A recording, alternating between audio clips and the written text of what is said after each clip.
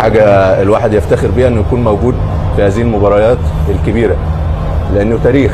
هما بيكتبوا تاريخ هنا، احنا بنكتب تاريخ هنا. الواحد بيبقى فخور جدا باللي بيقدمه المنتخبات العربيه.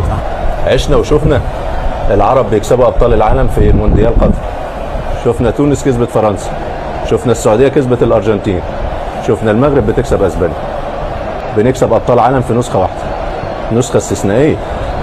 مبروك للمغرب، منتخب مشرف للكره العربيه والكره الافريقيه، بمحترفيه، بمدرب وطني، انجاز وطني خالص، بكره عربيه مميزه، بشخصيه كبيره.